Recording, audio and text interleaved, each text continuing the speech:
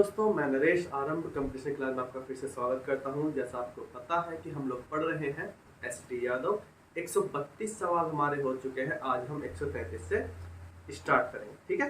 तो चलिए बातों में टाइम वेस्ट ना करते हुए सवाल स्टार्ट करते हैं। बातें हम बीच बीच में ये बाद में कर लेंगे, ठीक है। चलिए, तो हमारा सवाल है 132, स्क्रीन पर आ गया होगा। कह रहा है यदि किसी 132 हो गए थे, है ना, 133 हो। तीन संख्याओं का योग 140 है। पहली संख्या दूसरी की 2 गुनी तथा तीसरी संख्या की 4 गुनी है। सबसे बड़ी संख्या क्या होगी? सवाल फिर से पढ़ लीजिए एक बार। सॉरी, कि तीन संख्याओं का योग 140 है। पहली संख्या दूसरी की 2 गुनी तथा तीसरी संख्या की 4 गुनी है, और सबसे बड़ी संख्या बताओ। पिछली वीडियो में मैंने बताया था कि जो संख्या दोनों के साथ कनेक्ट हो जाएगी, यदि मेरे पास तीन संख्याएं हैं और कोई संख्या तीनों के साथ कनेक्ट हो गई, सॉरी 2 के साथ कनेक्ट हो गई है, तो वो संख्या बीच में आ जाएगी, है ना। बताया था ये वाली बात, ठीक है। चलिए सवाल स्टार्ट करते हैं। तो उसने क्या कहा इसमें कि पहली संख्या दूसरी से 2 गुनी है और तीसरी से 4 गुनी, यानी कि पहली संख्या दूसरी के साथ भी कनेक्ट हो गई और तीसरी के साथ भी कनेक्ट हो गई, है ना। चलिए तो करते हैं डस्टर।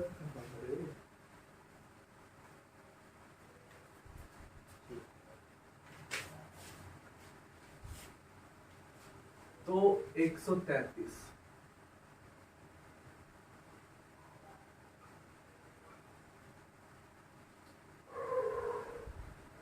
दूसरी, पहली और तीसरी। पिछली वीडियो में बताया था कि जो संख्या दोनों के साथ कनेक्ट हो जाएगी वो बीच में आ जाएगी, बाकी दोनों साइड में आ जाएंगी, है ना। तो उसने क्या कहा कि पहली संख्या दूसरी से 2 गुनी है, पहली संख्या दूसरी की 2 गुनी है, यानी कि अगर ये 1 है मेरे पास तो पहली संख्या दूसरी की 2 गुनी हो गई और तीसरी की 4 गुनी है, यानी कि ये अगर 1 है तो ये मेरे पास 4 हो जाएगी। बता चुका हूं पिछली वीडियो में, देख लेना अगर नहीं पता चल रहा है तो, ठीक है। तो 4 एकम 4 हो जाएगा, 4 दूनी 8 हो जाएगा, 2 एकम 2 हो जाएगा। इतनी बात समझ में आ गई, ठीक है। 4 एकम 4, 4 दूनी 8, 2 एकम 2। काटना चाहो तो काट सकते हो, यहाँ पे नहीं काटना चाहो तो कोई बात नहीं, काट देते हैं। 2 दूनी 4, 2 चौक 8, 2 एकम 2, यानी कि मेरे पास जो संख्या है पहली वाली 4 है, दूसरी वाली 2 है, तीसरी वाली 1 है। अनुपात में है, अनुपात में संख्याएं कभी भी पूरी नहीं होती हैं। इसमें से हम मैसे के रूप में, मैसे यानी कि HCF, महत्तम समापवर्तक, हम निकाल चुके होते हैं। उसके बाद जो बची हुई संख्या होती है वो हमारे पास अनुपात में निकल के आती है, ठीक है। चलिए, उसने क्या कहा कि तीनों का योग 140 है और मैं कह रहा हूं तीनों का योग मेरे हिसाब से 7 है। 4 2 6 और 1 7, मेरे हिसाब से 7, उसके हिसाब से 140। 1 बराबर आ गया मेरे पास 20। जैसे ही 1 बराबर 20 आया मेरे पास, उसमें सबसे बड़ी संख्या कही है। सबसे बड़ी संख्या हमारे पास 4, तो इसमें 4 की गुणा कर देंगे और 20 चौक 80 उसका आंसर बता दे, ठीक है। एक बार फिर से देख लो, हमारे पास 133 का सवाल चल रहा है। पिछली वीडियो हमने 132 तक सवाल कर लिए थे। उसने क्या कहा कि पहली संख्या दूसरी की 2 गुनी है और तीसरी की 4 गुनी है। पिछली वीडियोस में मैंने बताया हुआ है कि जो संख्या दोनों के साथ कनेक्ट हो जाएगी वो बीच में आ जाएगी। यदि दूसरी वाली पहली और तीसरी के साथ कनेक्ट होती है, दूसरी वाली बीच में आ जाती। यदि तीसरी वाली पहली और दूसरी के साथ कनेक्ट होती है तो वो बीच में आ जाती, ठीक है। लेकिन यहाँ पर पहली वाली दूसरी और तीसरी के साथ कनेक्ट हो रही है तो ये बीच में आ गई है। तो पहली संख्या दूसरी की 2 गुनी है, यानी कि अगर ये 1 होगी तो ये 2 होगी, और तीसरी की 4 गुनी है। कौन सी वाली? पहली वाली, है ना। तो तीसरी अगर 1 होगी तो ये 4 हो जाएगी। 4 एकम 4, 4 दूनी 8, 2 एकम 2। कैसे ये घटना घटी है नहीं पता है तो पिछली वीडियो देख लेना, समझ में आ जाएगा बहुत अच्छे तरीके से। काटना चाहो काट दो, नहीं काटना चाहो मत काटो। मैंने काट दिया। 2 एकम 2, 2 चौक 8, 2 दूनी 4। तो मेरे हिसाब से तीनों संख्याओं का योग 4 2 6 और 1 7 है, उसके हिसाब से 40 है। बराबर रख दिया है। 1 बराबर 20 है। सबसे बड़ी संख्या कही है तो ये मेरे पास, सबसे छोटी कहता है ये हो जाती है। तीनों संख्या का योग तो उसने खुद दिया हुआ है 140, ठीक है। आगे देखते हैं।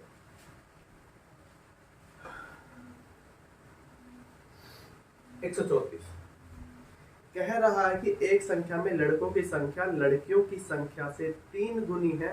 निम्नलिखित में से कौन सी संख्या कक्षा में कुल बच्चों की संख्या को निरूपित नहीं करती है? ठीक है, अब जरा सवाल को समझो जरा थोड़ा सा। 1 3 4 एक चीज देखो कि अगर मान लीजिए मेरे पास क्लास में 100 बच्चे हैं, मेरे पास मान लीजिए क्लास में 100 बच्चे हैं और मैं कह रहा हूं कि इन 100 बच्चों में 40 लड़कियां हैं, 60 लड़के हैं, ठीक है। इन 100 में 40 लड़कियां हैं मेरे पास और 60 लड़के हैं, ठीक है। तो ये टोटल संख्या मेरे पास 40 लड़कियां 60 लड़के हैं। मैंने काट दिया है 20 दूनी 40 और 20 दिया 60, यानी कि एक 100 बच्चों की क्लास में जो लड़के और लड़कियों का अनुपात बना है 2:3 वाला। समझने की कोशिश करना सीखना है ना, क्योंकि ये अब 2-3 सवाल इसके जैसे ही हैं। एक सवाल अगर समझ में आ गया तो बाकी सारे ऐसे ही उतारने हैं। 100 बच्चे हैं क्लास में, 40 लड़कियां हैं, 60 लड़के हैं। मैंने काट दिया 20 दूनी 40, 20 दिया 60 हो गया, यानी कि लड़कियां और लड़के 2 और 3 के अनुपात में हो गए मेरे पास, ठीक है।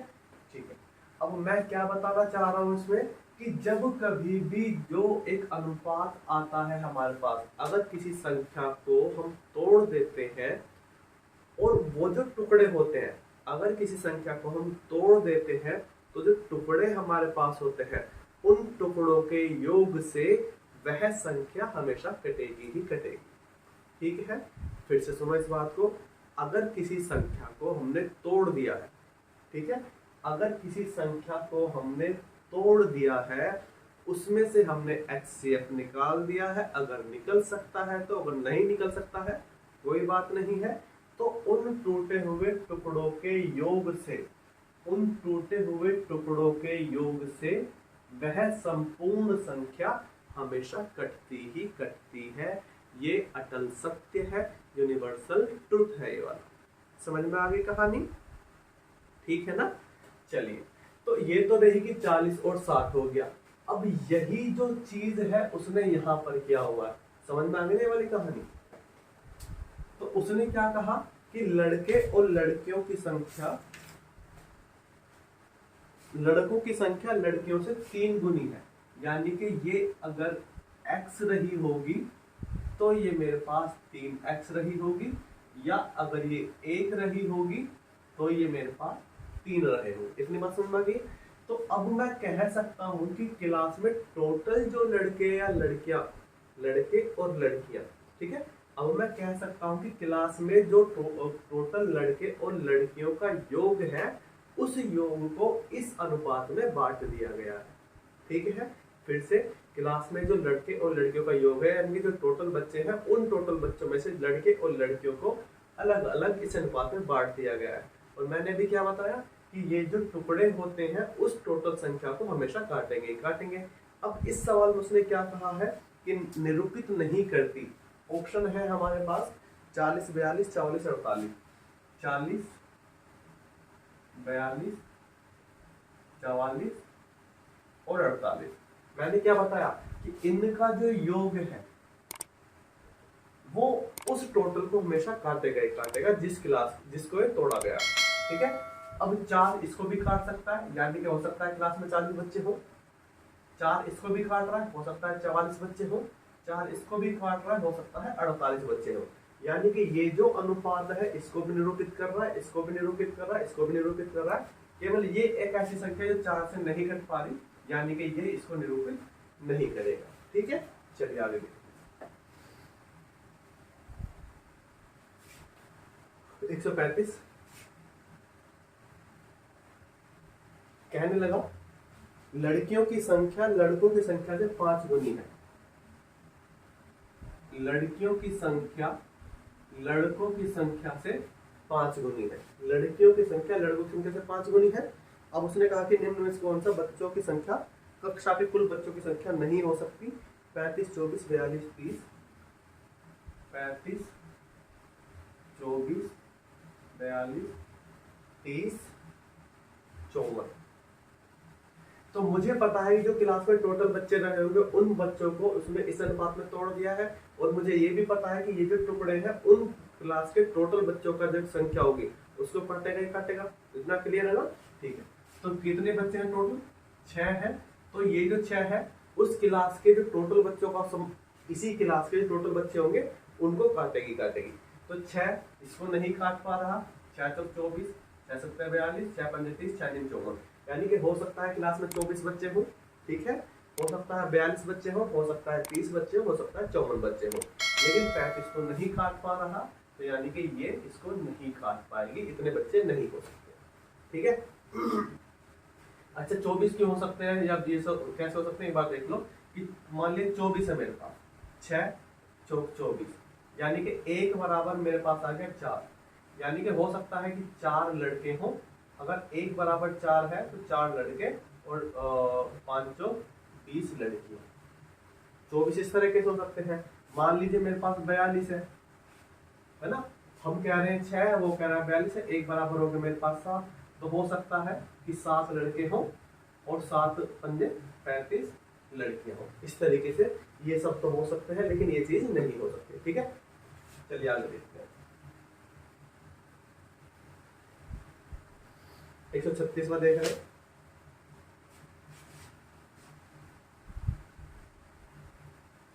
कहने लगा छात्रों की संख्या छात्राओं की संख्या की 3 गुनी है, यानी कि बॉयज 3 गुना है लड़कियों के मुकाबले, यानी कि टोटल क्लास में 4 बच्चे हैं, ठीक है। कौन सी संख्या नहीं हो सकती, 40 से 42, 40 48, 40 42 44 48, यानी कि ये जो अनुपात है उस क्लास की, इसी क्लास की, यानी कि इसी क्लास के कुल संख्या को काटेगा, क्योंकि उसी कुल संख्या में से ये बना हुआ है मेरे पास, है ना, उसी कुल संख्या में से ये बना हुआ है मेरे पास, और अगर उसी में से ये बना हुआ तो ये इसको जरूर काटेगा जा करके, समझ रहे हो ना, ठीक है। देखते हैं, तो ये इसको भी काट देगा, यानी कि इतने बच्चे भी हो सकते हैं, इसको भी काट देगा, यानी इतने बच्चे भी हो सकते हैं, इसको भी काट देगा, यानी इतने बच्चे हो सकते हैं, इसको नहीं काट पा रहा, यानी कि ये इसको नहीं हो सकते। आगे देखते हैं।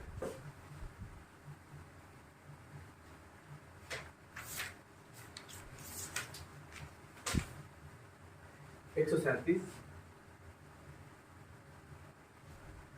कहने लगा लड़कों की संख्या लड़कियों की संख्या से 3 गुनी है, बॉयज यहाँ पर है 3 गुने, तो टोटल मिला के 4। कह रहा है कौन सा नहीं हो सकता, 48 44 42 40, 48 44 42 40, इसको भी काट देगा, इसको भी काट देगा, इसको भी काट देगा, इसको नहीं काट पाएगा, यानी कि यही आंसर है हमारे पास। आगे देखो 138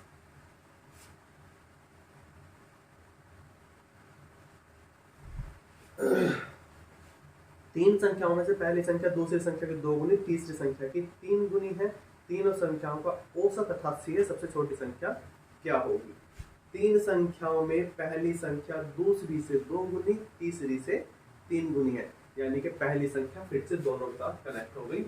अगर पहली संख्या दोनों के साथ कनेक्ट हो गई है तो पहली वाली संख्या आ जाएगी बीच में, पहली वाली संख्या दूसरी की 2 गुनी है और तीसरी की 3 गुनी। ये तो था कि पहली वाली संख्या दूसरी की 2 गुनी है और तीसरी की 3 गुनी है, तो ये हो गया मेरे पास 3 एकम 3, 3 गुनी 6, 2 एकम 2, ठीक है।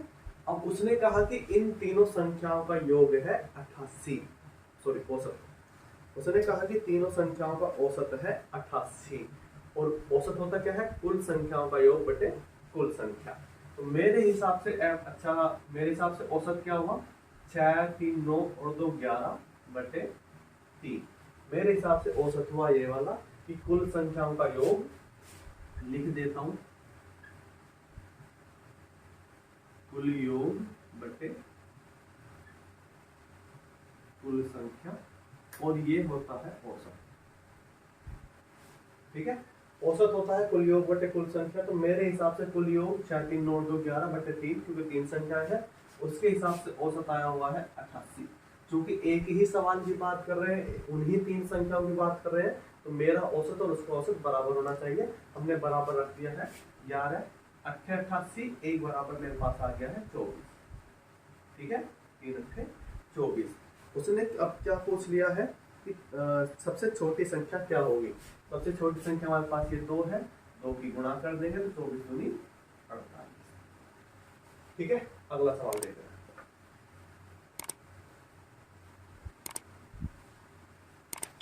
139। कहने लगा किसी संख्या में 26 का योग किया जाए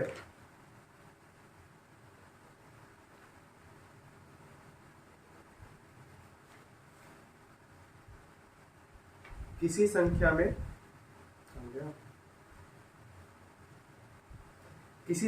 26 का योग किया जाए तो वह अपने आप ही 113% हो जाती है। संख्या मुझे नहीं पता है, संख्या मैंने मान ली x। उसने कहा कि किसी संख्या में 26 का योग किया जाए, यानी कि 26 का योग किया जाए तो वह अपनी 113% हो जाती है, यानी कि खुद का ही 113% हो जाती है। समझ में आ रही कहानी? किसी संख्या में 26 का योग किया जाए, किसी संख्या में 26 का योग किया जाए तो वह संख्या खुद की ही 113% हो जाती है। दोनों संख्याएं हमने बराबर कर दी यहाँ पर, खुद बराबर करने के लिए कह रहा है। ठीक है, परसेंट बताने के लिए हम क्या करते हैं, x गुना 113/100 हो गया हमारे पास। इधर चल रहा है हमारे पास x प्लस 26। इतनी बात समझ में आ रही है? चलिए, तो कुछ कर सकते हैं क्या, यहाँ पर काट सकते हैं क्या कुछ? चलो, नहीं काट सकते तो गुणा करेंगे सीधे सीधे। 100 किधर गुणा हो जाएगी, तो ये हो जाएगा 100x और ये हो जाएगा 2600। इधर मेरे पास आ गया 113x। 100 इधर पहुंच जाएगा, 113 में से 100 गए 13x। इधर मेरे पास बचा हुआ है 2600, काट दिया है तो x बराबर आ गया मेरे पास 200। ठीक है, पूछा क्या है उसने? उसने पूछा है कि संख्या क्या है। संख्या तो हमने x मानी हुई है, यानी कि यही हमारे पास आंसर आ जाएगा। फिर से देख लो एक बार उसको, क्या कह रहा है कि किसी में 26 जोड़ दो तो वह अपने आप की 113% हो जाती है। किसी संख्या में 26 जोड़ दो तो वह अपने आप की 113% हो जाती है। परसेंट को निशान को हटाने के लिए 100 से भाग दे देते हैं, परसेंट के निशान लगाने के लिए 100 से गुणा कर देते हैं। मैंने यहाँ पर हटा दिया है, बट्टे 100 कर दिया है। अब ये 113 गुणा 100, सॉरी 113 गुणा x बट्टे 100 हो गई है। 100 इधर आ जाएगा, इसके पास भी और इसके पास भी। तो 100 किस में गुणा हुई 100x, 100 की 26 में गुणा हुई 2600 इज इक्वल टू 113x हो गया मेरे पास। 100 उधर पहुंच गया, 113 में से 100 गए 13 बचे, इधर 2600 बच रहा है, बराबर c आ गया। ठीक है, चलिए आगे देखते हैं। 140 देख रहे हैं।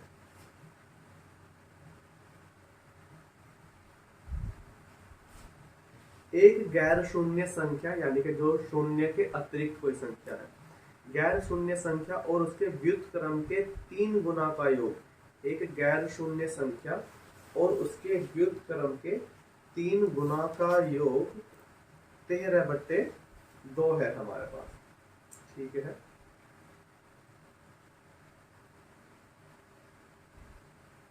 संख्या का पता लगाइए।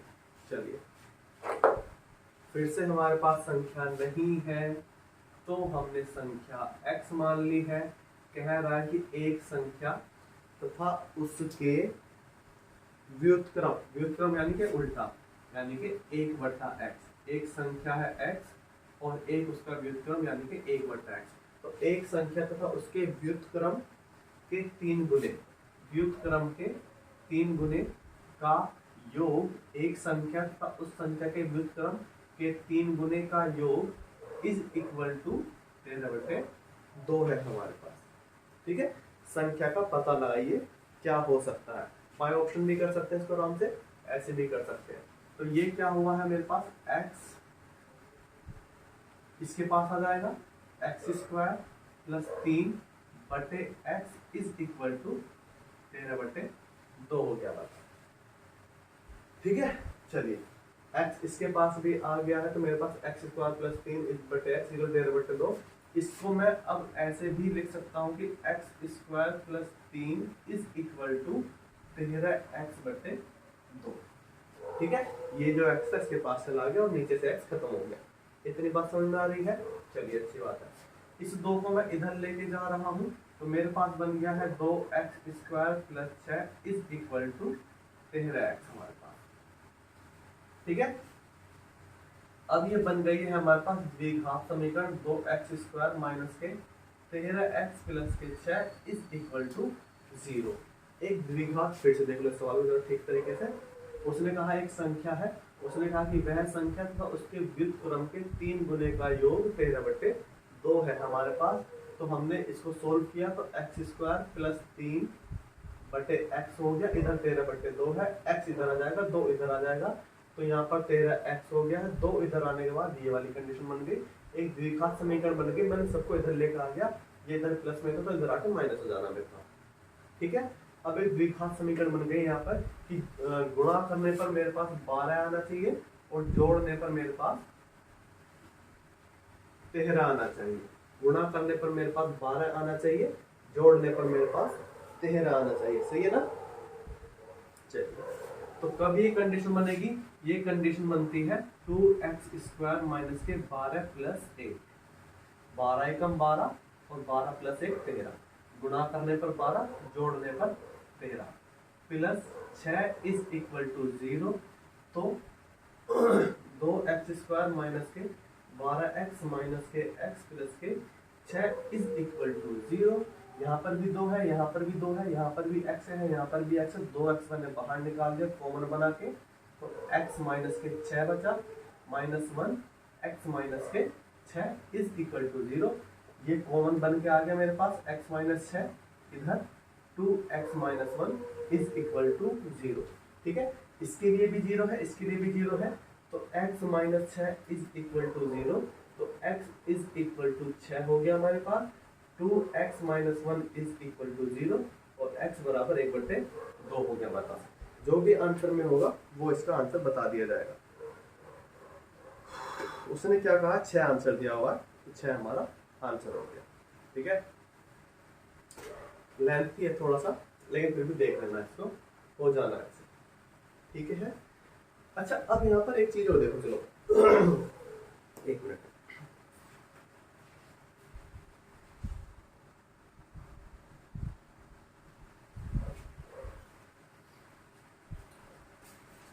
अब यहाँ पर एक चीज और देखिए, अगर थोड़ा छोटा करना चाहते हैं तो, इतनी बात समझ में आ गई है ना। चलिए, अगर थोड़ा छोटा करना चाहते हैं तो ऑप्शन भी करके देख सकते हैं इसका, है ना। जैसे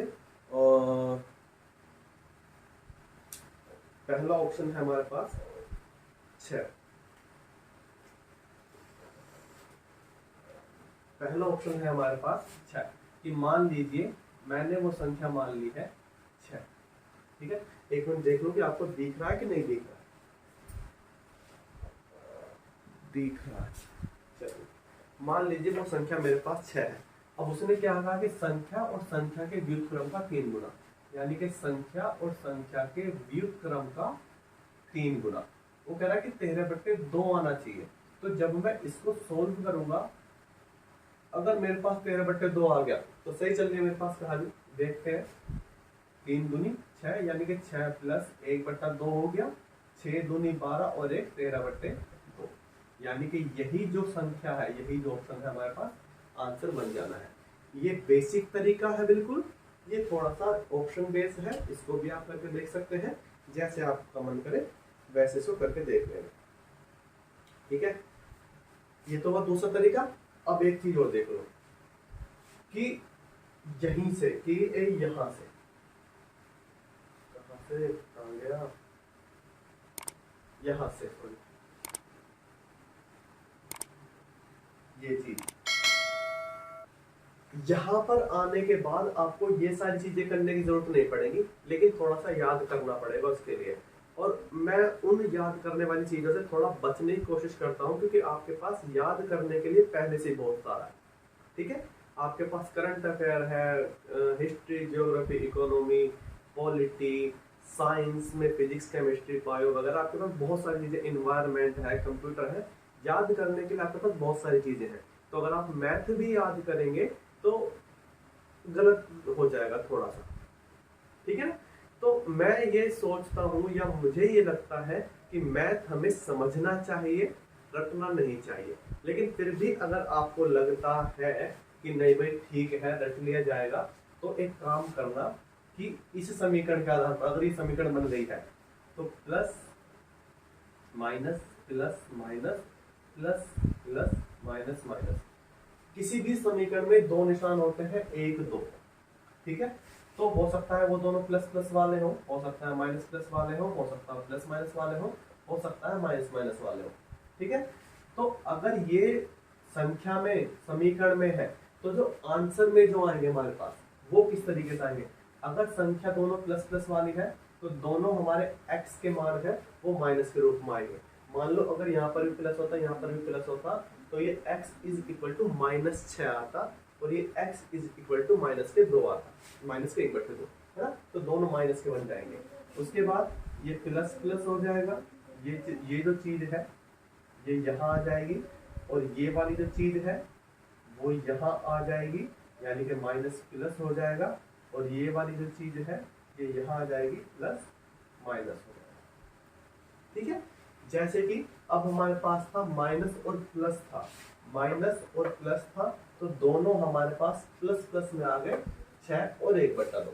अगर कोई सी मान ले समीकरण में मेरे पास पहले प्लस होता माइनस में होता दूसरा, तो फिर हमारे पास एक माइनस में आता एक प्लस में आता। अगर दोनों माइनस माइनस में होते तो एक प्लस में होता और एक माइनस में होता। इतनी बात समझ में आ गई है।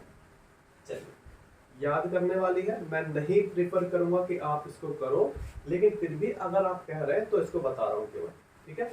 तो ये ऑप्शन से भी हो सकता था, ऐसे भी हो सकता था। अब इसको ऐसे भी देख लेते हैं कि मेरे पास समीकरण जो है खींचने के बाद यहाँ तक निकल गया 2x² - 13x + 6 आ गया। एक माइनस में है एक प्लस में है, एक माइनस में है एक प्लस में है, तो मुझे पता है कि दोनों प्लस प्लस में ही आने हैं, ठीक है। तो अब हम क्या करते हैं, मुझे पता है कि 12 × 12 तो होना है। ये जो 13 है मुझे ये पता है, गुणा करने पर 12 जोड़ने पर 13, तो 12 × 12 यानी कि 12 और 1 है मेरे पास, ठीक है। गुणा करने पर 12 जोड़ने पर 13। क्योंकि x यहाँ पर 2 बना हुआ है तो इस 2 से इसको भाग दे दिया जाता है, तो 1 बन गया 6 और 1 बन गया 1/2 हमारे पास, ठीक है। और अगर यहाँ पर कुछ नहीं होता है तो फिर सीधे सीधे 12 और 1 ही हो जाता है, ठीक है। पक्का ना, क्लियर है। चलिए आगे बढ़ते हैं।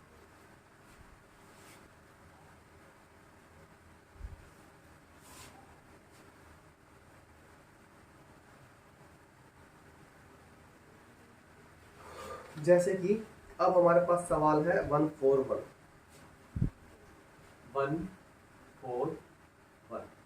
कह रहा है एक अशून्य संख्या और उसके व्युत्क्रम। फिर से, एक अशून्य संख्या और उसके व्युत्क्रम के 10 गुने का योग 7 है, ये कह रहा है, ठीक है।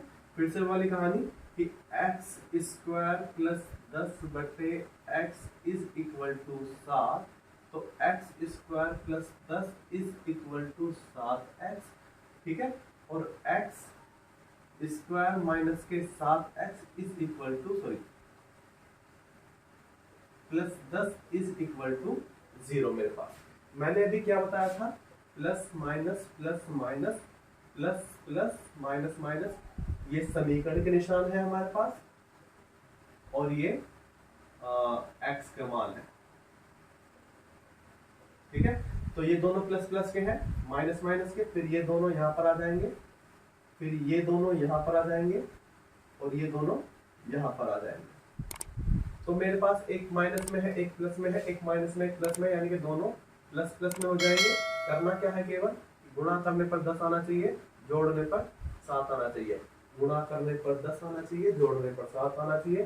तो संख्याएं हैं मेरे पास 5 और 2, 5 दूनी 10, 5 और 2 7। क्योंकि दोनों प्लस प्लस में है तो एक 5 होना चाहिए आंसर और एक 2 होना चाहिए। उसने आंसर कौन सा दिया हुआ है, उसने आंसर दिया हुआ है 5, यानी कि ये वाला हमारा आंसर बन जाएगा, ठीक है। अब हमको आगे करने की जरूरत नहीं पड़ी है, इसको भी ध्यान दे लेना। अगर देना चाहो तो बाय ऑप्शन भी कर सकते हैं, अगर करना चाहो तो। 142वां देख रहे हैं।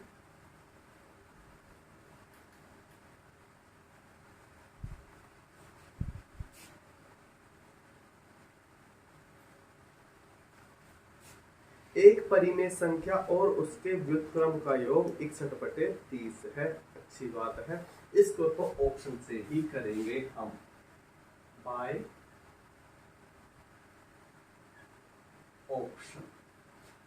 क्या क्या ऑप्शन है? 5 6 6 5, 5 6 6 5, बी 57 65, 57 65, सी 76 65 70 65, 76 65 77 65, ये 4 ऑप्शन है। उसने कहा कि कोई संख्या है परिमेय संख्या और उसके व्युत्क्रम, परिमेय संख्या और उसका उल्टा, यानी कि 5/6 तो 6/5, 5/6 अच्छा बहुत बढ़िया, 5/6 है तो 7/5, यानी कि ये तो हमारे पास ऑप्शन हो ही नहीं सकता क्योंकि उसने कहा संख्या और उसको व्युत्क्रम यानी कि उल्टी संख्या। तो 5/6 तो ये भी 6/5 होना चाहिए था, 7/6 6/5, 7/6 है 7/5, तो ये भी ऑप्शन में खत्म हो गया। इस पहली लाइन ने हमारे पास 2 ऑप्शन खत्म कर दिए हैं। अब उसने कहा कि इनका योग 61/30 होना चाहिए। योग यानी कि 5/6 प्लस 6/5 जोड़ दिया, एलसीएम 6 पंजे 30, 5 पंजे 25 और 6 6 36, 6 5 11, 3 2 5 और 1 6, 61/30। उसने क्या कहा है क्या होना चाहिए? 61/30, यानी कि यही वाला हमारा ऑप्शन सही होगा।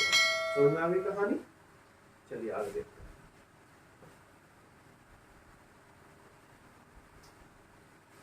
एक 143,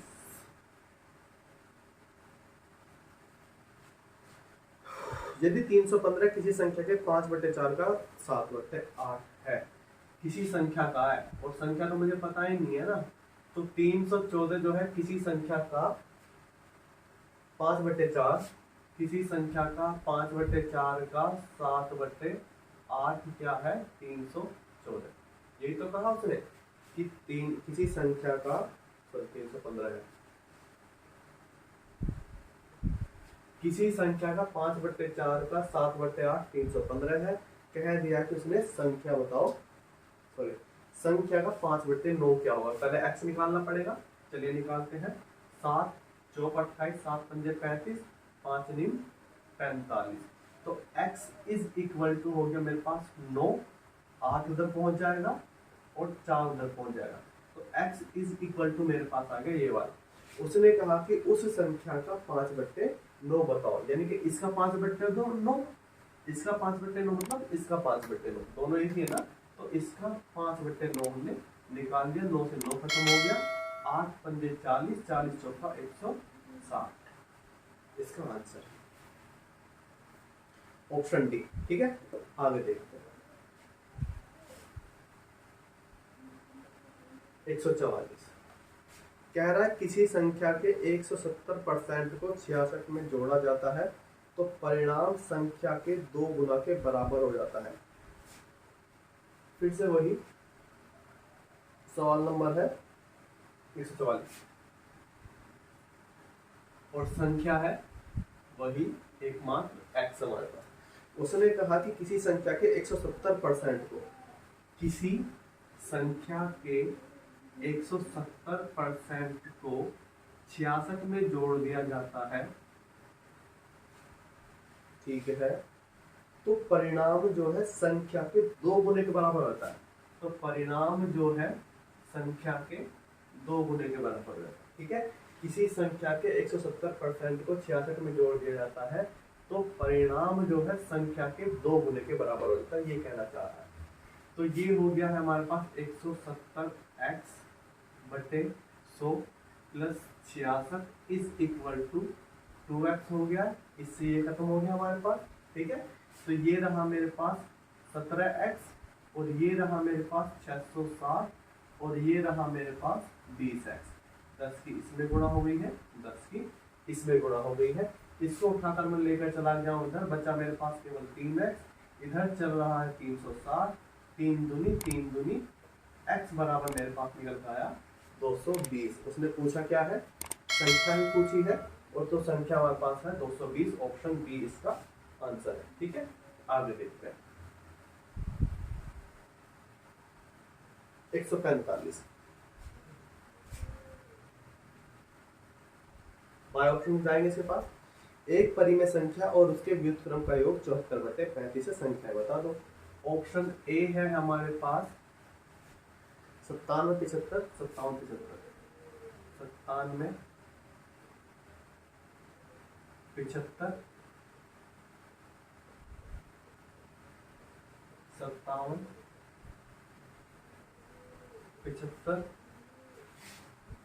47, 74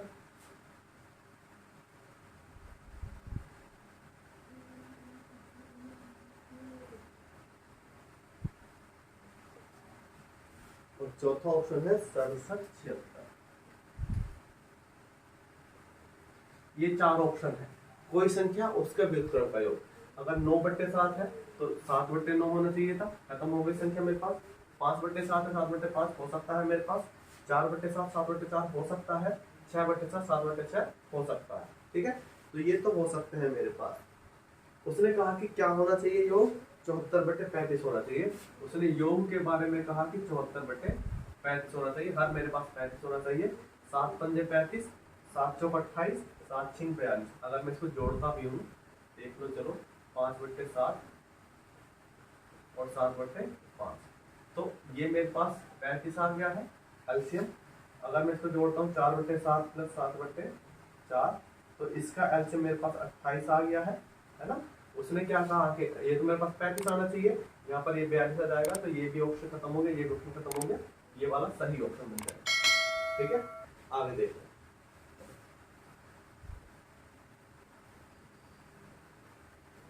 एक 146, एक संख्या के 7/3 के 9/15 उसी संख्या के 3/5 के 7/12 से 7 अधिक है, और फिर से मुझे संख्या का पता नहीं है। 146 और संख्या फिर से मेरे पास है x। उसने कहा संख्या के 7/3 का 9/15, संख्या के 7/3 का 9/15 उसी संख्या के 3/5 के 7/12, उसी संख्या के 3/5 के 7/12 से 7 अधिक है। ये वाला 7 अधिक है, बराबर करने के लिए मैंने तो 7 दे दिया, और अभी दोनों बराबर होंगे। कहना किसी संख्या के 7/3 का 9/15 उसी संख्या के 3/5 के 7/12 से 7 अधिक है। 7 ये वाला अधिक था, बराबर नहीं थे तब तक ये, मैंने इसको 7 दे दिया, और ये दोनों बराबर हो गए। ठीक है, चलिए 3 या 9, 3 पंजे 15, 3 चौक का 12 हो गया मेरे पास, और कुछ नहीं है मेरे पास यहाँ पर। तो 7x/5 हो गया। इधर मेरे पास 7x/5 चौक 20 प्लस 7 हो गया मेरे पास। इतनी बात समझ में आ गई तो मेरे पास, ठीक है ना। 3 या 9, 3 से काटा 5, तो इधर बचा केवल 7x/5, 3 चौक का 12, तो 7 किस में बड़ा हो गई, 7x और 5 चौक 20। x एक तरफ लेके आ रहा हूँ, तो हुआ मेरे पास 7x/5 minus 7x/20 is equal to 7 हो गया। एलसीएम उठा लिया है मैंने, तो एलसीएम आया मेरे पास 20, 5 चौका 20, 4 सत्ते 28x माइनस के 7x इज इक्वल टू 7 मेरे पास, है ना। 28 में 7 गए, 21x/20 इज इक्वल टू 7। मुझे केवल x का मान चाहिए, तो x एक तरफ रहेगा, बाकी सारी चीजें दूसरी तरफ पहुंच जाएंगी। तो x इज इक्वल टू 7 गुना 20/21। 7 तिया 21, 3 सिंग 18, 3 सिंग 18, 6 6 6 चलते चला जाएगा। तो हमने पॉइंट के बाद 2 संख्याओं को रोक के यहाँ पे 7 बना दिया। ठीक है, फिर से देख लो एक बार इस सवाल को। कह रहा है कि किसी संख्या का 7/3 का 9/15 उसी संख्या के 3/5 के 7/12 से 7 अधिक है। ये वाला 7 अधिक था पहले वाला, तो हमने क्या किया, दूसरे वाले में 7 जोड़ दिया और इनको बराबर बना दिया। ठीक है, अब मैंने जहां तक काट पीट हो सकती थी, कट सकता था, मैंने काटा। 3 तिया 9 और 3 पंजे 15, तो एक तरफ रहेगा मेरे पास 7x/5, दूसरी तरफ मैंने 3 चौक 12 का था केवल, 7x/20 प्लस 7 रह गया मेरे पास। ठीक है, अब मैंने x वाले एक तरफ ले लिए हैं, तो 7x/5 minus 7x/20 is equal to 7। Solve किया, एलसीएम निकाला, 5 और 20 का एलसीएम 20 आया मेरे पास। 5 चौक 20, 4 सत्ते 28, माइनस 7x वगैरह वगैरह, तो x का मान आ गया 6.67। ठीक है, चलिए आगे सवाल देख रहे हैं। लास्ट सवाल है इस टाइप का, और आज का भी लास्ट सवाल है 147। इसको करेंगे तसल्ली पूर्वक। एक संख्या अपने व्युत्क्रम के 5 गुने से 19/2 अधिक है। फिर से हमें संख्या का नहीं पता है, तो संख्या हमने फिर से x मान ली। उसने कहा कि एक संख्या अपने व्युत्क्रम के, है ना, एक संख्या अपने व्युत्क्रम के 5 गुने से, एक संख्या अपने व्युत्क्रम के 5 गुने से 19/2 अधिक है। यानी कि ये अभी तक 19/2 अधिक है, बराबर नहीं है। अभी तक एक संख्या अपने व्युत्क्रम के 5 गुने से 19/2 अधिक है। ये अधिक है, बराबर नहीं है। तो इन दोनों को बराबर करने के लिए या तो इसमें से 19/2 माइनस कर दो, या इसमें 19/2 जोड़ दो। समझ में आ गई कहानी? तो मैंने क्या किया, इसमें 19/2 जोड़ दिया और ये हो गए बराबर। तो एक तरफ है x और एक तरफ है 5/x प्लस 19/2। ये कहानी बनके चल रही है मेरे पास। ठीक है, इसको इधर लेके आ गए हैं। तो x minus 5/x is equal to 19/2 x square minus 5/x 19/2। x और 2 क्रॉस मल्टीप्लाई कर देंगे तो ये बन जाएगा हमारे पास 2x स्क्वायर 2 पंजे 10 इज इक्वल टू 19x। सबको एक तरफ लेकर द्विघात समीकरण बना रहा हूँ। 2x स्क्वायर माइनस के 19x माइनस के 10 इज इक्वल टू 0। दोनों 19 में आ गए। 10 दूनी 20, गुणा करने पर 20 आना चाहिए और घटाने पर 19 आना चाहिए। ठीक है, गुणा करने पर 10 दूनी 20 होना चाहिए और घटाने पर 19 होना चाहिए। ठीक है, तो कौन सी दो संख्या हो गई? 20 और 1, गुणा करने पर 20, घटाने पर 20 में से गया 19। जो दोनों कंडीशन उसने कही है वो दोनों कंडीशन ये आ गई 20 और 1 की। अब आते हैं फिर से उसी के पास कि plus minus plus minus plus plus minus minus, ये है समीकरण में और ये है x में। प्लस प्लस है तो माइनस माइनस होगा, माइनस प्लस है तो प्लस प्लस होगा, प्लस माइनस है तो माइनस प्लस होगा, माइनस माइनस है तो प्लस माइनस होगा। ठीक है, अब चूंकि मेरे पास दोनों माइनस माइनस में है तो मुझे पता है कि एक प्लस में होगा और एक माइनस में होगा। ठीक है, चूंकि मुझे पता है कि दोनों माइनस माइनस के हैं तो एक प्लस में होगा एक माइनस में होगा। ठीक है, तो अब ये जो 20 है यहाँ पर x के पास क्या है 2 है ना, तो इस 2 से इसको भाग दे देंगे। समझ में आ गई कहानी में क्या बताना चाह रहा हूँ? तो 2 भाग 20, ये तो 1/2 1/2 रह ही गया, तो 1 आ गया हमारे पास 10 का और 1 आ गया हमारे पास 1/2 का हमारे पास। ठीक है, आंसर क्या है हमारे पास? यहाँ पर 10 दिया हुआ है, ये रहा हमारे पास 10। ठीक है, अच्छा अब एक बात देखो, ये देखो कि 10 मैंने 10 या 1/2, ये 1/2 क्यों नहीं लिया? कहा मैंने आंसर में? पहली बात ऑप्शन में यही नहीं है मेरे पास, यही है 10 ही है। दूसरी बात कि जो बड़ी संख्या रहेगी वो पहले निशान को लेके चलेगी। ठीक है, जैसे हम करते हैं ना, जैसे हमने किया 20 एकम 20 करा, मैंने करा है 20 एकम 20 मैंने किया हुआ है। ठीक है, तो बड़ी संख्या मेरे पास 20 है, छोटी संख्या मेरे पास 1 है। तो बड़ी संख्या, जो बड़ी संख्या रहेगी वो पहले निशान को लेके चलेगी, जो दूसरी संख्या रहेगी वो दूसरे को लेके चलेगी। यानी कि ये जो मेरे पास 20 और 1 आया था, ये प्लस का बन के चलेगा, ये माइनस का बन के चलेगा। पहली संख्या प्लस की बन के चलेगी, दूसरी संख्या माइनस की। मैंने फिर इसको 2 से भाग दे दिया क्योंकि x के पास 2 है, 5 होता तो 5 से भाग दे देते, जो भी है। तो आंसर मेरे पास आ गया है 10। ठीक है, बाय ऑप्शन करना चाहो कर लेना, बता चुका हूं कैसे होगा।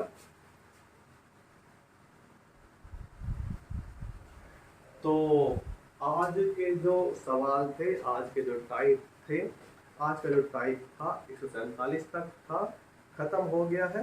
और टाइप का नाम था गुणा पर आधारित प्रश्न, अर्थात संख्याओं के पारस्परिक संबंधों पर आधारित प्रश्न।